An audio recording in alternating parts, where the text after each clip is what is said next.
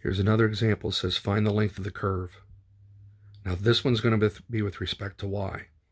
Take the derivative, bring the 3 out front, subtract 1 from the exponent, the 3's will cancel.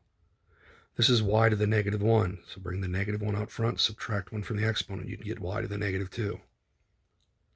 Integrate this function from 1 to 4, 1 plus the derivative squared with respect to y. Again, punch this in your calculators. Pause the video if you don't think you're getting this right. Feel free to text me with questions.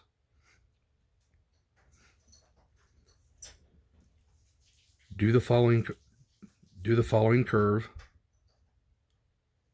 We're going to set up the integral for the length of the curve. So here's my function. Its derivative is 4x.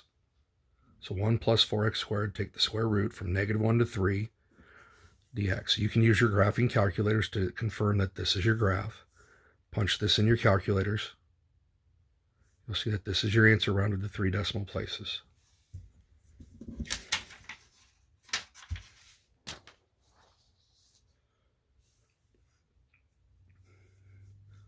This is the graph of the tangent curve.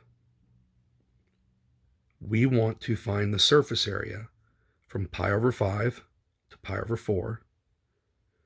And if we're going to revolve this around the x-axis, the radius is a y value. It's y equals tangent of x. So the formula for surface area is 2 pi.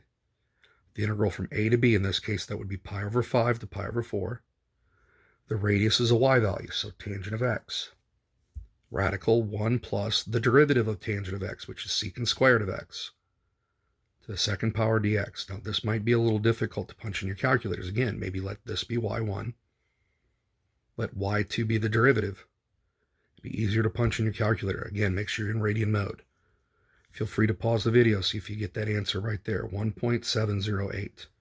Again, make sure you're in radian mode.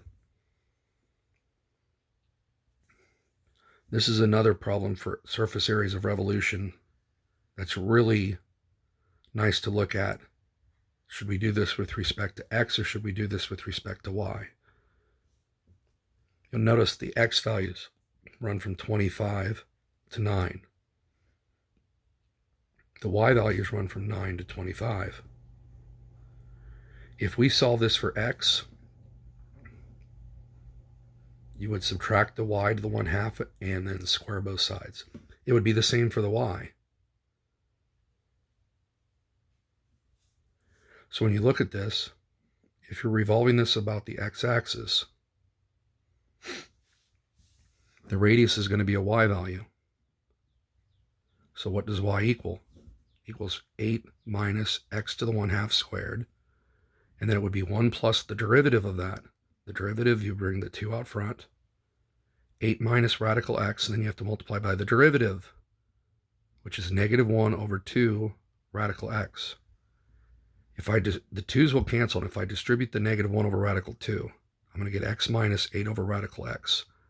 So you notice how I got my function here. Again, the radius is y. 1 plus the derivative squared dx. Now, when I'm doing surface areas of revolution, it's 2 pi. Again, the y values also run from 9 to 25.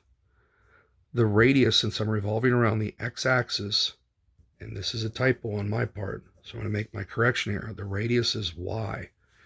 Make sure you make that correction if you printed out my notes. The derivative would still have to be done with this function. You'll notice it's the same exact function as I got up here, except the x's and y's are switched. So the derivative is going to look exactly the same. The only difference in these, if I'm revolving around the x-axis, the radius is y, or what y equals. Make sure you make this correction in your notes. And again, you could use your calculator to confirm the graph. Punch either one of those in your calculator. You should get this answer right here.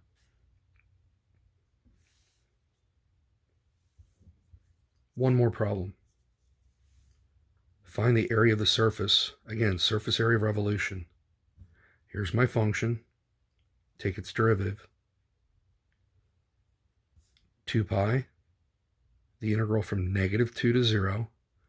If you're revolving around the x-axis, remember the radius is a y value, so what does y equal? 1 plus derivative squared dx. And again, punch that in your calculator. See what you can do. Remember, if you have any questions on any of this, make sure you text me or email me with pictures of problems you may have off your homework. Hopefully you're all doing well.